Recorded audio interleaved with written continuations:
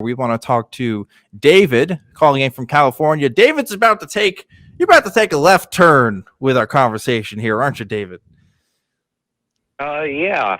Although, actually, if you didn't mind, if I could take a second, because what you've been talking about has had me so interested this whole time. I was kind of wondering why none of you mentioned the donor analogy. I'm getting there. There you go. Oh, okay. You were getting to that because we've been talking about a lot about how a few cells aren't alive, but from the point of view of someone who thinks a few cells are alive, you still have to deal with the fact that they don't have the right to use the mother's body as an incubator without her consent. So, yeah. Yep. Yeah. Okay. Anyway. All right, Did you David. have a question, or just want us to roll with this? David had actually something else entirely that he wanted to bring up. So go ahead, David. I wanted to talk about the material collapse theory, which is the idea that the reason we view space to be expanding is because the material and energetic units that occupy space are actually contracting. Yeah, so right away, I'm going to tell you right now, I don't know anything about this. I usually, when people talk about different interpretations of the universe, different interpretations of the Big Bang, and different interpretations of quantum mechanics, I know on a pretty surface level of what people are talking about, just because these kind of conversations come up so often. I am not familiar with this at all, and I'm wondering what the relevance here is. Is this just an idea of this is an end of the universe prediction? No. Actually, this answers all of the gaping holes in the modern cosmological standard model, and I can explain this in great detail. I wanted to start out with the basic premise. So we observe distant objects in space to be getting farther away from us. And we take this to mean that space is expanding, which is a valid representation. You can look at things from different points of view, though. From the point of view of an expanding space model, all of the material and energetic units in that space are taking up less of the total volume over time. Okay. So if we would look at the total volume as if it's a static, rather than looking at it as if space is expanding, what we would see is that all of the matter and energy in the space is getting smaller and closer together. But it's not getting closer together. It's getting further apart. Well...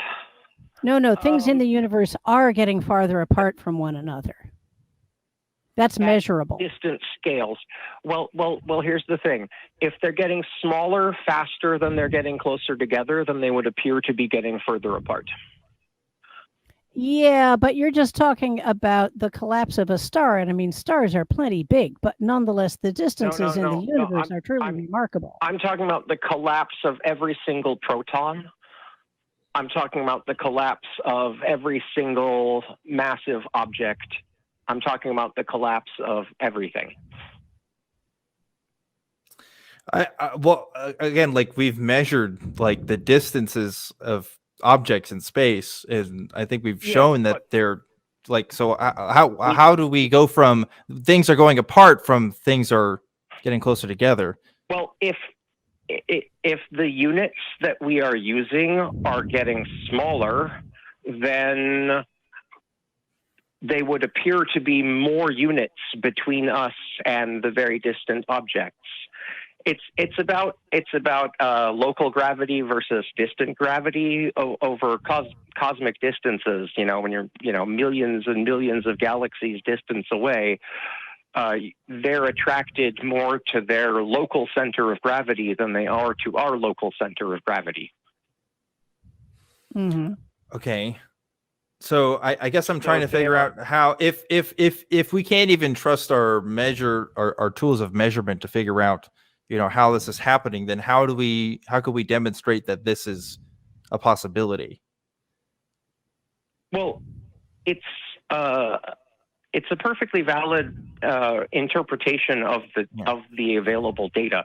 The idea that space is expanding requires the units of material to be less of the total over time. So if you look at your ratio between the matter... No, it does not require them to be less of the total over time. Yes, it does. If the total space is getting bigger and the material units are staying the same size... the total volume. Okay, all right. But total material... the total over time. But total material is staying the same. Relatively. Well, that's the thing about relativity, is it depends on your frame of reference. May I give an analogy? Let's say I'm sitting in a car and I'm driving down the street.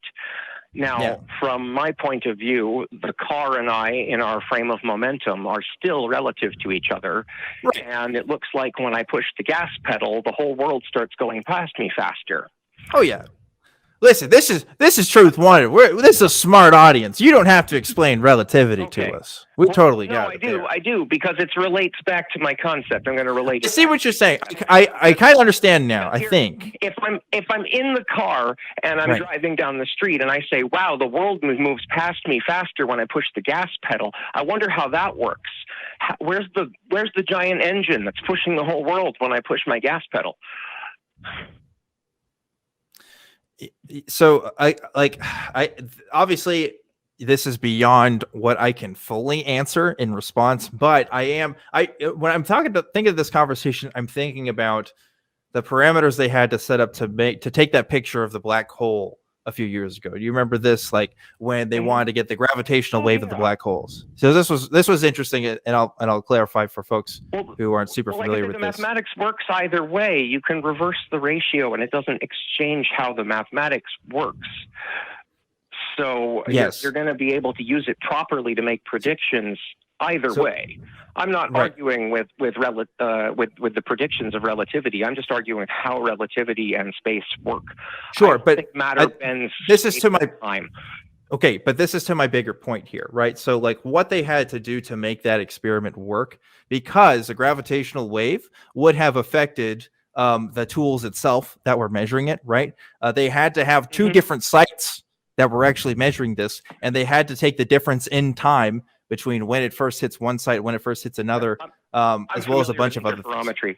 Right. Yes. No, I'm explaining for my audience, because this is, for people who aren't super familiar with what they had to do for this, because, and as I point out, like if the gravitational wave was to do as it said, then it would not only affect, the atoms that they're working on, but it's also going to affect the tools that they're measuring with. So they had to take another variable to look at to make sure that they could look at this. And I'm wondering how we can do the same thing here in order for me to understand your interpretation is valid, right? Like what can we do? Well, I wanted to use my interpretation to explain certain observable phenomenon, like the movement of stars at the edges of galaxies, much like Einstein's version of relativity explained the movement of Mercury.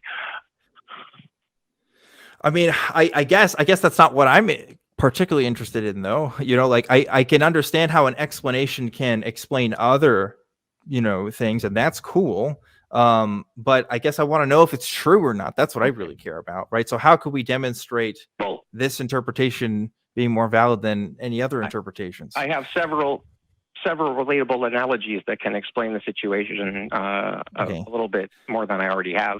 Okay. I guess I'm not looking for analogies, though. I'm kind of looking for methods.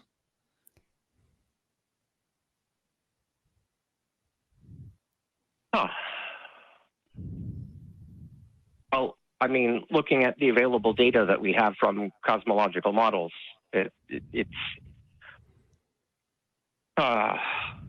my model explains what we can observe very accurately.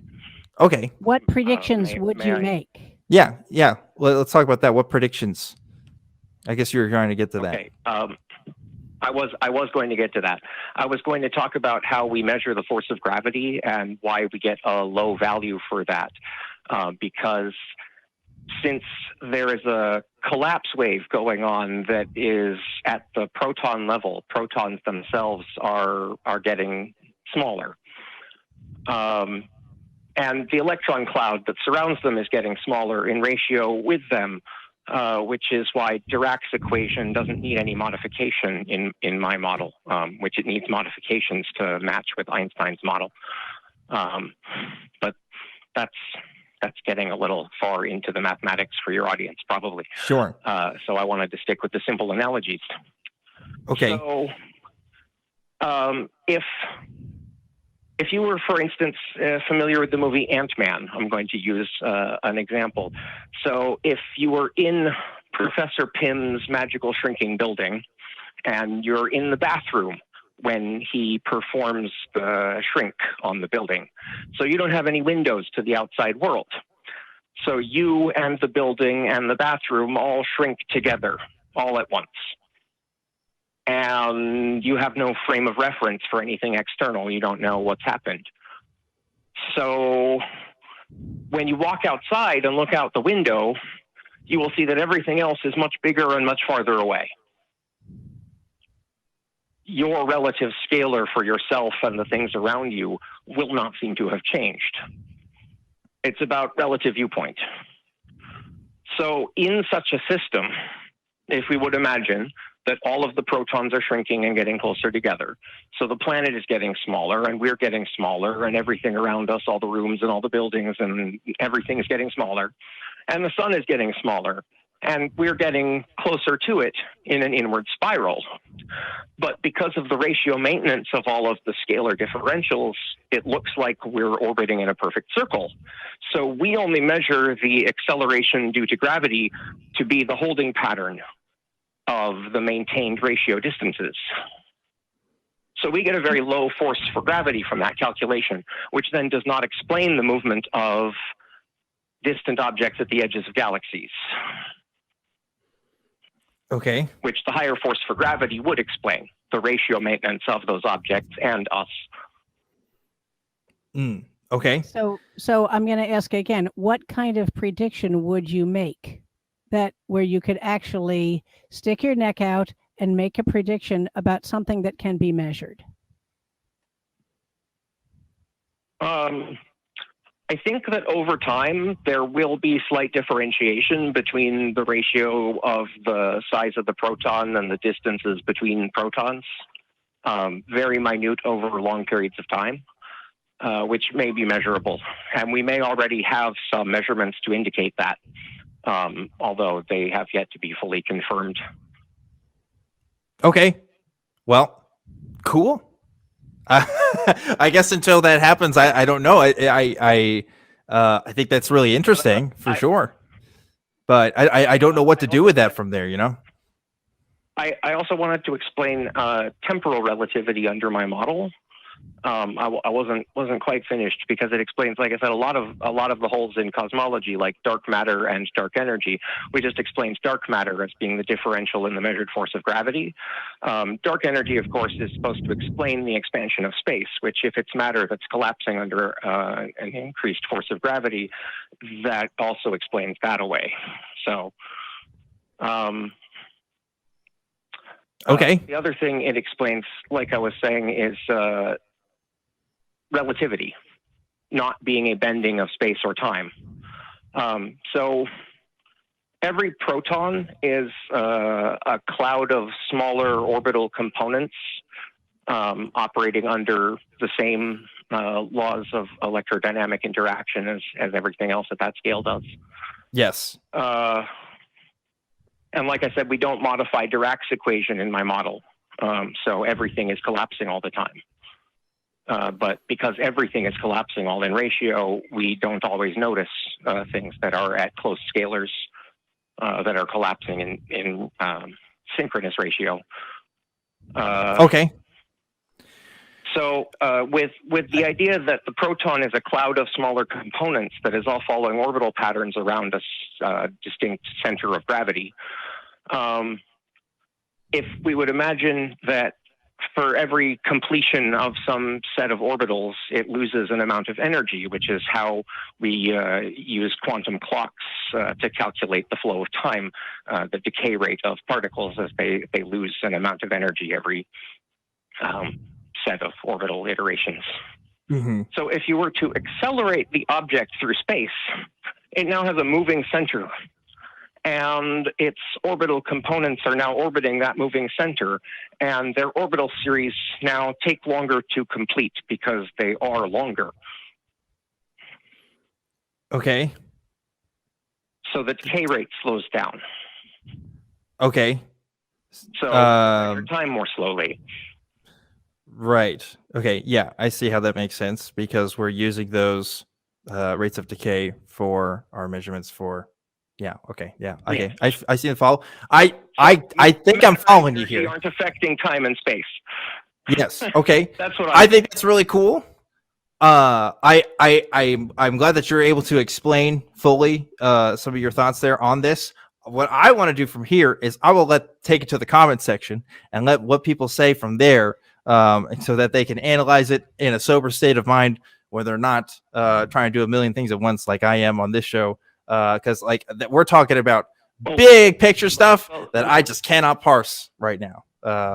But it's cool. There was the one last thing. If you give me just a minute longer, because man, we've been on this call for over 10 minutes, David. Because I wanted to relate it directly to the Big Bang model. It's going to take me like 3 or 4 more sentences.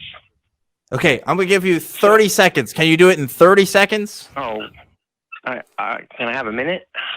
Well, we're already over time on this call, David, and honestly, you know, it's hard for me at this point. It's not a conversation; it's kind of more of a lecture, you know. And I'd rather be talking to people about stuff rather than I understand, but I think you could relate to this. So I'm just going to ask if you're familiar with the Big Bang model.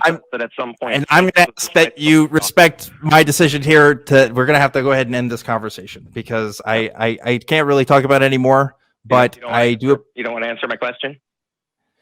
I don't actually. I don't. So I'm going to end this call and just let it go from here because again, it kind of became a conversation at one point, and I mostly got what you were saying. I think I understood a lot of it, even though again this isn't really my specialty. But unless we're talking about kind of like what Dr. Hafer saying, what we can make observations and hold stakes and claims to, instead of just saying, well, the science will catch up to it. I mean, what can I do with that? What can I do? But yeah, I'm going to have to end that conversation. Sorry, David. Maybe on a different time you can talk to me